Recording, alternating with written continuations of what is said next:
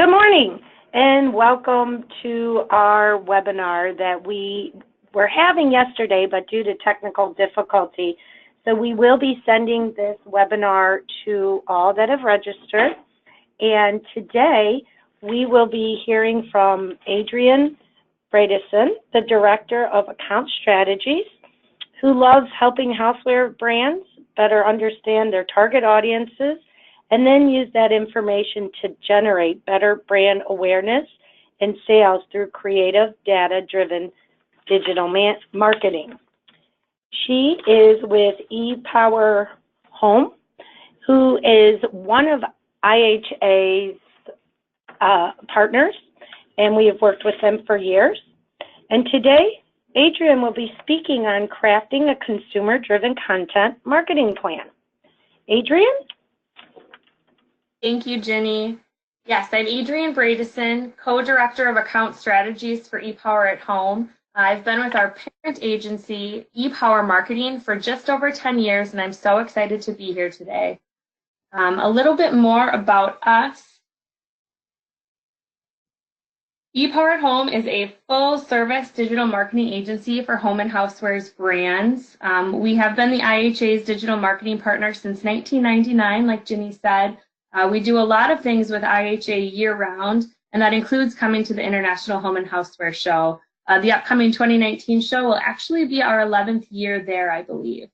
While we're at the show, we run IHA's social accounts, but we also manage the Social Media and Digital Marketing Center there in the Grand Concourse, which has given us a lot of great opportunities to meet with housewares professionals through the years.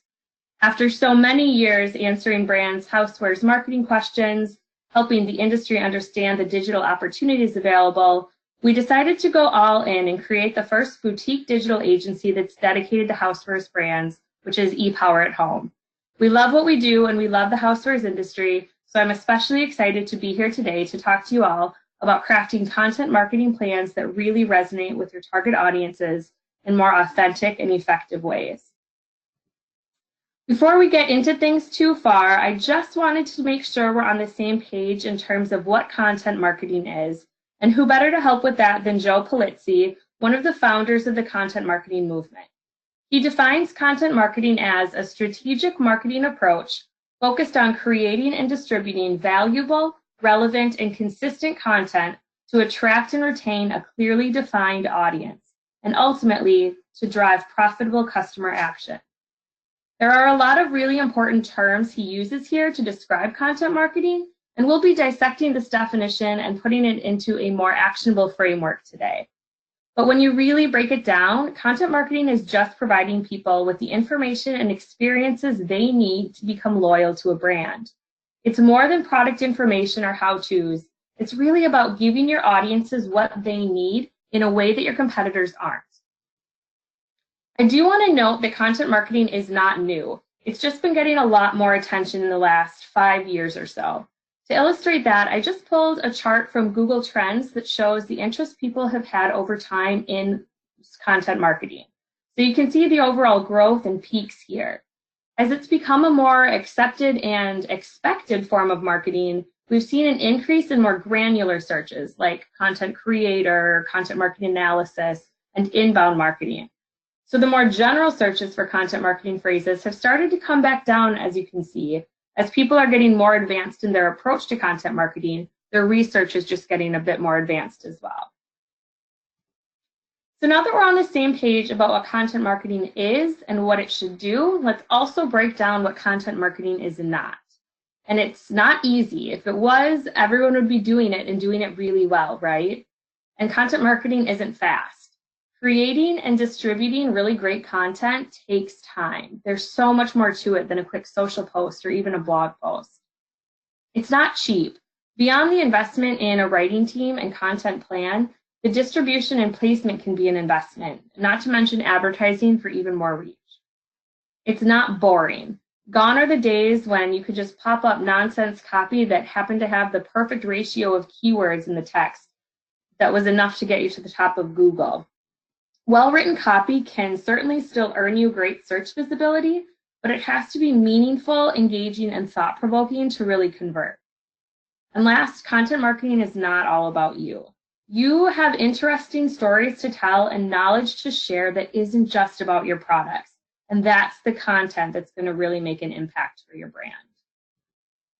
A little background on me, I have 2 little ones. And when I was pregnant with my first, I read BabyCenter religiously. I was checking every week to see what fruit my baby had grown to the size of. I was reading countless posts from other expectant moms, and our registry list was based on BabyCenter checklists and recommendations from other members. A few years later, I was actually really surprised to find out that BabyCenter is owned by Johnson & Johnson, but it makes total sense. With their BabyCenter community, they're reaching 100 million parents each month. They've taken content marketing beyond that corporate blog that most brands kind of default to when they implement content marketing, and have everything from forums and apps, an Alexa skill, and even a Roku channel to get their content to the right people at the right time. And it's working. 8 in 10 new and expecting moms online use BabyCenter each month. So beyond getting their content and ads out there, they're also getting really valuable consumer data, trend information, and customer feedback without being really in your face or self-promotional in any way. So that might be a really ambitious example of content marketing, but it's one I think is worth noting as we kind of wrap our heads around what it could be for your brand. So at any given moment, we have access to more information and entertainment and photoshopped images of celebrities than we could ever really need, right? I'm not here to tell you that consumer shopping preferences have changed, because you already know that. But we are here to talk about how content is changing the way people make purchase decisions. It's not just a B2B or a B2C initiative. It really needs to be driven by your audiences and your brand's sweet spot in the industry, which we'll talk about more in just a few slides. I did post some important stats that I think all brands need to be aware of that illustrate just how important content marketing is in today's changing retail landscape. Content is being published and consumed faster than ever. If you aren't writing really great, engaging content with your specific target audiences in mind, it's going to get lost and it will be a waste of your time and resources. So now that we've established why you need really great content that entertains and provides solutions and creates experiences, let's get to the good stuff, which is how to do it, right? So here at ePower at Home, we've broken up our content marketing planning into 3 phases just to make it a bit more manageable, both for ourselves as we implement it and then for our clients to take it all in.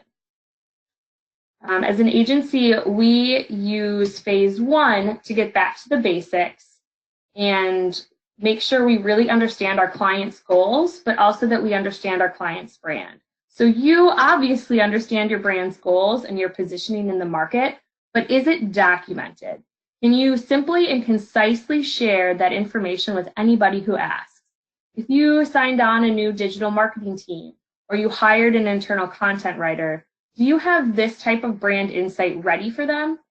Phase 1 is just a great time to establish some ground rules and create a shared understanding that will serve as the foundation for your content plan. Then phase 2 kind of flips the table and turns it all on your audience. We focus here on crafting really effective buyer personas, which we'll get into more in a little bit. It is not an easy task, but once you've got a clear understanding of who your audience is, what motivates them, and how they shop, you'll be able to, your content marketing plan, the whole thing will get a lot easier and you'll be able to move forward much more efficiently. In phase 3, then, we take what we learn about a brand's target audience and we audit what we're working with that has already been created. Then we can plan ahead to fill in any content gaps and create a really valuable content library. So phase 1 is all about establishing that shared understanding and some ground rules. When you're setting goals, you want to think big and work small. Every piece of your content marketing plan should be goal-driven, so that's why this is obviously our first step. So first, you're going to document your overall business goal, then think strategically about what you're going to do to get there. Think about your objectives next. You're going to get more specific here. What are you going to be able to measure to let you know whether or not your plan is successful? And finally, what will all this planning and goal setting actually look like for you and your team? What are the tactics you'll use to get there? So once you have your goals in place, you'll move on to your sweet spot. And setting up your sweet spot is a little bit tricky. Your sweet spot is the place where your brand has the most authority and fits into your audience's lives the most effectively. It's what really sets you apart from the competition. It defines exactly what it is you excel at and what you should be known for. So in this stage, you should be writing up a really brief couple of sentences that's really authentic and true, and probably more in line with how your audiences see you than maybe how you even see yourself. Once you have your sweet spot set, you'll move on to your brand consistency guidelines.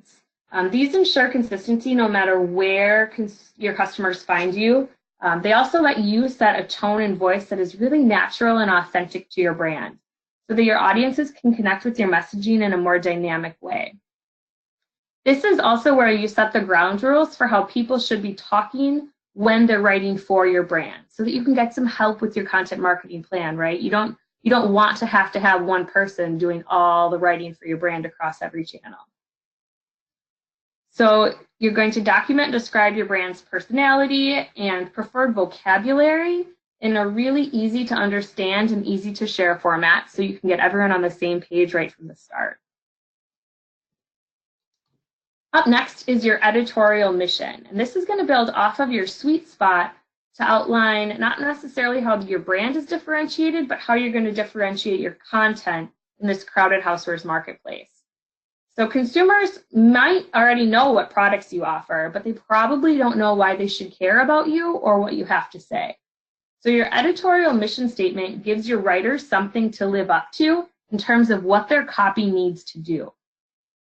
This editorial mission statement also guides your team and any agency partners or any outside partners in crafting a more cohesive, goal-oriented, and on-brand content across all of your channels. I have an example here in green that covers kind of the two most important elements of your editorial mission, and that's what content can be expected and why it's going to benefit the reader. And that sums up phase one. We get to move into phase two, where again, we take the focus off of your brand and put it onto your audiences. And the first step in that is creating buyer personas. And buyer personas are semi-fictional representations of your ideal customers that give a concise overview of the detailed information you're researching. So the customer demographics, lifestyles, buyer patterns, and much more.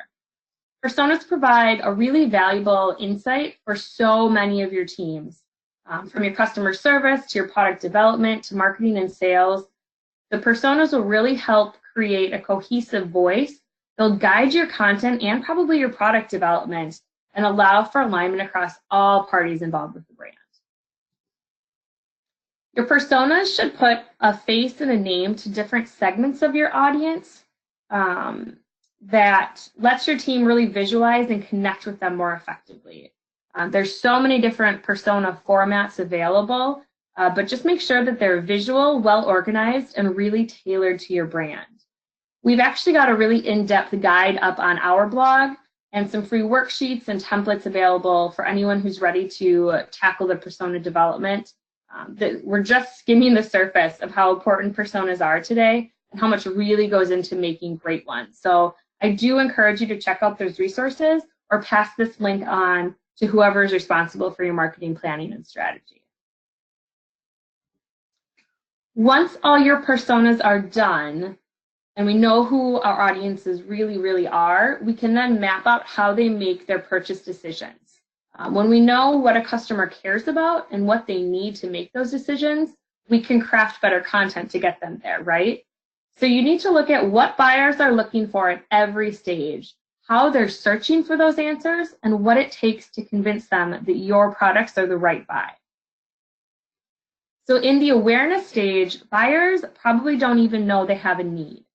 They might just see something cool on their Facebook feed or in a store, or even in their friend's kitchen. They're just looking for ideas, tips, resources, opinions, and probably some trending products. Really anything that's just going to catch their attention. That moves them into the consideration stage. At this point, shoppers know they want something, but they're just not quite sure what that something is. So they're searching for products that will solve their problems while meeting their other needs, like any budget or style requirements. In the decision stage, buyers are digging into everything a product has to offer and why it's better than the competition. So they know what they want and are deciding which products check all their boxes. Here's where they're looking to buy.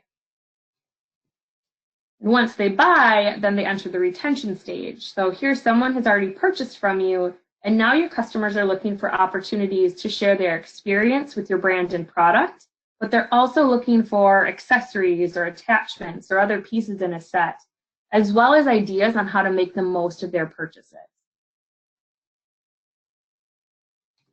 So once you've mapped out what that interaction with your brand looks like throughout the buyer's journey, and your personas are done, you'll have a really strong sense of who your audiences are and what they need from you. And then it's time to move on to your content themes. And your content themes allow you to strategically categorize and develop content. We use these to identify content gaps and just to market to our personas more effectively. So your content themes should tie directly back to your personas and your buyer's journey maps. As you're mapping out what your buyers are looking for in each stage, and you're kind of piecing together the trends and similarities between personas, your content themes should fall into place pretty naturally. Just keep in mind that these content themes should cover more than just your blog and your website copy. If you're really looking at integrating your content marketing plans, which you should be, the themes and strategy you're developing in these steps should carry over to all of your marketing and sales campaigns.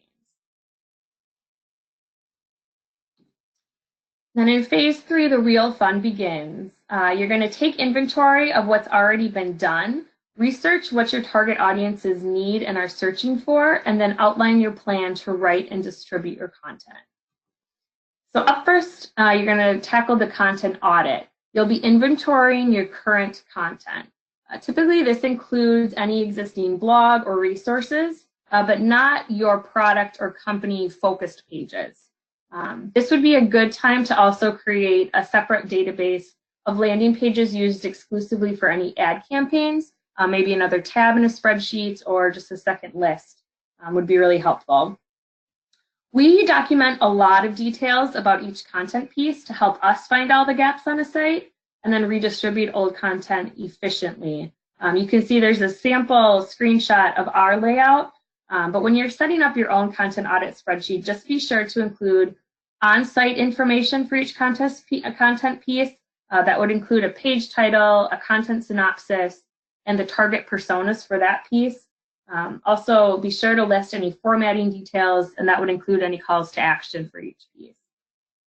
Then make sure you also include content metrics. We use sites like Copyscape, SiteLiner, Moz, and Analytics to really see how the content is performing and how readers are responding to it. And then probably the most important piece of a content audit is a notes column. You'll see we call it our to-dos. And that's just where we list what needs to be updated or how to optimize that piece further for compounding results. And your content audit, depending on obviously what your current library is, can take quite a bit of time, but it's definitely a really valuable piece to all of this. So once you have that done, you'll move on to the Keyphrase Research and search trend data. We use a variety of tools to brainstorm our keyphrase lists, and then we use Google's Keyword Planner and Google Trends data to help us prioritize and plan for when content should be developed around those specific topics. Now that you know what your audiences need, you can start to look at what it is they're searching for and what kind of questions they're asking. If we're seeing apple recipes searches start to trend up in late September, we're obviously going to pinpoint that in this research phase and have our copy assignments ready as soon as summer starts to wind down. So you're going to be able to plan ahead for those upcoming trending searches. When you're digging into the Keyphrase research, it's really important to keep both your relevance and search volumes in mind when compiling your research and kind of compiling those target key phrase lists. You don't want to be going after unrealistic key phrases. That's just going to waste your time and resources. You don't need to be #1 for a phrase like housewares if you could spend less time and have more copy developed around earning like 15 positions in the top 3 that are more relevant long tail searches. If your website is already well organized, you can map your key phrase research out to follow your top site nav. That's an easy way to get started on the key phrase research side. Once your research is done, you can start planning your editorial calendar, which too many brands skip right to this editorial calendar without taking the time to really do all of these steps prior to really understand your audience and their journey and figure out what content you actually need. We develop editorial calendars quarterly here at ePower at Home, and that's just so that we can refresh our key phrase and search trends data for more timely research. But we've also found that this gives us a better sense of what the competition is doing and more opportunities to brainstorm for our clients. So it just keeps our content and our strategies really fresh when we're only working ahead a quarter at a time. Your editorial calendar should put a lot of the work you've just done into action. So your editorial calendar template will probably look a lot like your content audit template. You're going to list the theme and persona and buying stage for each piece, and then a few other adjustments here and there for your team for assignments and for notes, things like that. One of the fields I can't stress the importance of enough in your editorial calendar is the purpose statement. For every piece of content you plan, make sure the intent of that copy is clear from the very start. What is that content going to do for your brand? Don't just write copy to fulfill a blog post quota or to use a key phrase. You have to tie it back to that original business goal that you set in step 1 in a really purposeful way every single time. We're seeing a lot of content come out from brands that's still really either key phrase focused, or maybe it's just on brand for a company, but it doesn't really do anything for them other than maybe to keep the blog active. Purpose-driven content is a must. And with your audiences in mind, and with all the research and planning you've done ahead of time, you'll be able to plan for all of this much better. Then you're going to figure out how to distribute that content. Too many brands are writing really good content and putting it up on a blog and calling it a day. With as much time and effort as you're putting into crafting really meaningful content, you have to see it through. So now is the time to get a plan in place to make the most of your content by distributing it across as many relevant channels as possible. Within your persona and buyer's journey research, you're going to establish what your audiences care about and where they're looking for the information. So in this distribution planning step, you're going to get the content on those channels, and you're going to do it again and again. So step 1 is obviously to publish your content on your own site. That's kind of a no-brainer, but then you have to start to share it. So on your own channels, you're going to post to your brand's social channels, use your email list, send out an email blast personalized to the personas it was written for. Again, if you have a piece of content that's written for a specific persona, it doesn't make sense for another one, you're not going to send it to them via email. So make sure your emails are really, really targeted too. You're going to share this internally and encourage your team to share it with their networks as well. Then you're going to share your content with your brand's network. From industry influencers to your press contacts to your retailers, make sure to get relevant copy in the hands of people who want to talk about it. So now that you've spent time and resources to develop great content, it's time to spend some money promoting it. Whether you're boosting a post on Facebook to drive visits back to your site content, or you're using that new URL on your site in an existing remarketing strategy, you've put a lot of work into understanding your audiences and where they spend time online. So paying to reach them there is just a smart next step and actually a really great use of your marketing budget. Then within this planning stage, it's also important to create a list of relevant online communities and media sites that take submissions for opportunities to repurpose and share your content even further. As I mentioned before, sharing your content once just isn't enough. So now's the time to create a schedule for recirculating your content. It's a really important piece of all of this. Maybe you have a great summer recipe up. Make a note to share it throughout those warmer months, not just the first time it's published. I mean, if you think about it, a really great margarita isn't only good the first hot day of the year, right? So you need to keep sharing it all summer long and then start up again right away next spring. We use Google Trends and the different trending topics feeds on the social channels to watch for topics that our clients could benefit from. It's so much easier to search a really well-organized content audit spreadsheet for content to share again than it is to hunt through old blog posts or social posts. And then when you have those persona and buyer's journey notes easily available, that also helps us write better copy to share on the social channels or come up with new ways to repurpose old content so that it's relevant and on-trend again. Holiday posts, for example, are obviously really great.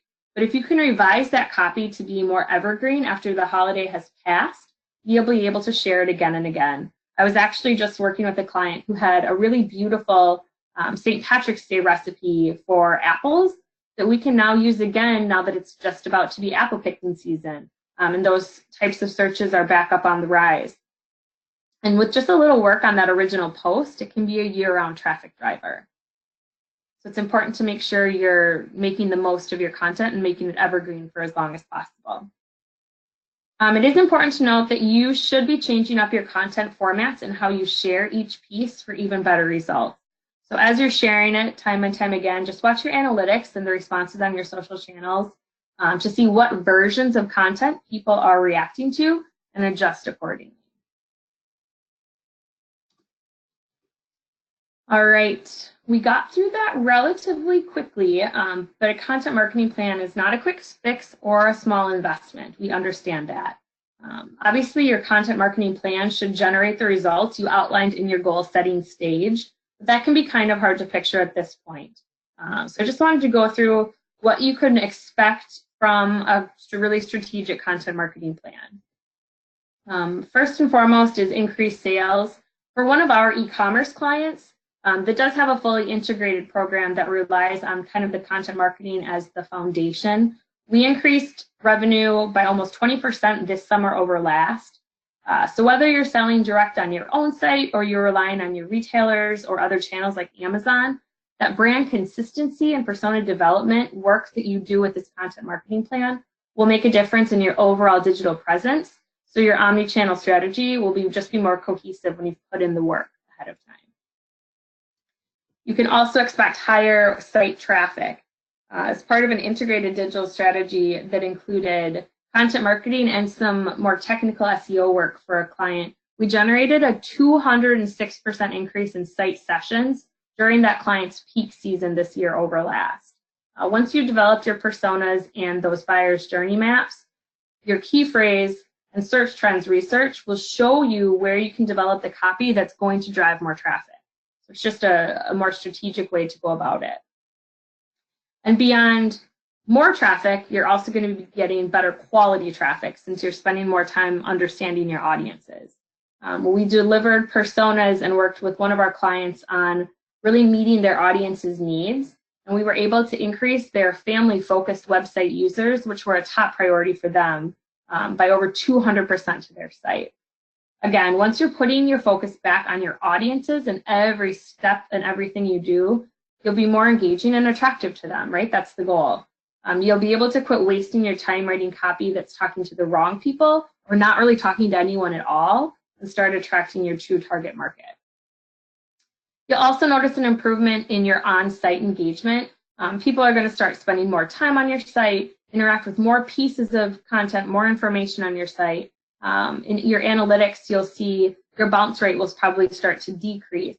The number of page views should go up. And ideally, a stronger mix of products will be sold because your content will be more engaging and more well-linked. You'll see more positive social media sentiment and an increase in social fans. When you have more to share that's less about you and more about what your target audiences want, You're going to attract more fans on your social channels. You'll also start to see a stronger sense of community forming on your profiles. There'll be more engagement, probably fewer complaints, and better brand awareness, and again, more positive sentiment across the board.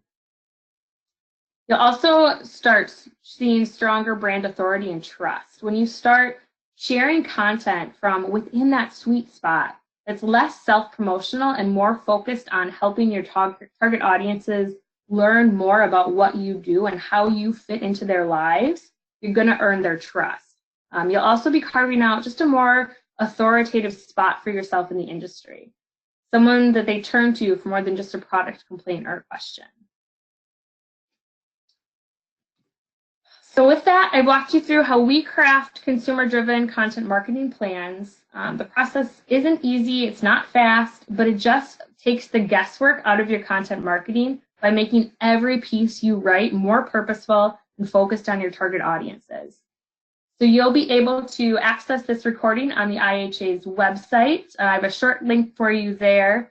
And then please, obviously, feel free to get in touch with us at any time with questions you might have. I did want to just address a couple questions that we typically get as we're walking clients through this process. One of them is, how long should it take to get a content marketing plan up and running? And that's a really tough question to answer because there are just so many factors. Phase one should be relatively straightforward if you're tackling it in-house, especially if you have a style guide or some of that brand messaging work already done. Phase two definitely gets much more time consuming, especially those buyer personas. We recommend creating 3 to 5 personas to start with, but it could grow from there. Expect to spend at least 2 hours on each one. The more you do, the more personas you create, the quicker you'll get at them. But we recommend setting aside at least 3 hours at first to really focus on the development. And you might only get through one in that first 3 hours, but at least you'll get the process down and really understand how deep you have to dig to truly understand your audience segments. Phase 3 can also get very time consuming, especially if you have a large backlog of content for your content audit, or if you haven't done any Keyphrase research in the past. The actual, that first quarterly editorial calendar should be relatively quick after all the work you've put in to understand what your audiences really want from your brand. So there's a lot of unknowns, but this isn't going to be a project you could probably tackle in a single day or probably even alone. We as a team tackle these together, and then we also get our clients involved along the way so that we make sure we have a really solid understanding of everything. And typically deliver within a few weeks to a month of actual program kickoff. Another question we really get a lot is, how often do you have to go through this content marketing planning process? And I love to call it a process. We talked a little bit about how, again, we do our editorial calendars quarterly so we can refresh some of our research, but we also take the time quarterly at least to make sure our goals are still aligned, that we're meeting goals, obviously, and that we're executing our editorial mission really well. But we're also kind of in a constant refining phase for the personas as more data becomes available. We love talking to customer service teams to get direct feedback from that kind of frontline set of people. Then we're also updating our buyers' journey maps and the distribution planning as we just learn more and more about the audiences. And also as an agency, we report on specific content piece performance monthly. What's driving traffic, what's driving conversions. We're also updating our content audit spreadsheet with fresh content once it's published. So we're really regularly monitoring and optimizing all of the content. And then the last question we get all the time is, how often can content be recirculated? And it really depends on the channel and how you're promoting it. You could theoretically publish the same tweet once a week for quite a while if you have fresh, engaging content between each of them, because of how fast a tweet cycles through someone's feeds. Most Twitter users aren't coming to your Twitter profile, they're just reading their own news feed. So if they're not looking at their feed at the time you publish a tweet, they're probably not going to see it. So you could definitely be reusing content on Twitter a lot quicker than you could be on some of your other channels. It's also going to depend whether your original source content is staying the same or if you're taking the time to repurpose it. Say you put up a great recipe, you can share it often, but if you also turn that into a video, a cooking demo, or you include it in kind of a larger recipe roundup, or you even send an influencer product to make it on their channel, you've just opened up a lot more doors for yourself to redistribute it more frequently without it getting redundant.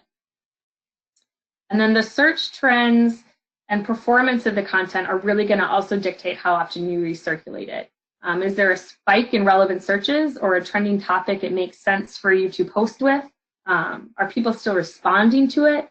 If the answer is no, you're not going to force this redistribution, but you're going to be ready when the time is right. So with that, thank you guys so much for being here with us today. Thank you to the International Housewares Association for the opportunity and for the time. And again, please reach out with any questions. Access the webinar on housewares.org, and we'll be in touch soon. Thank you. Thank you so much, Adrienne and ePower at Home, and keep doing all that you're doing. You guys do a wonderful job, and thank you all. Have a good day.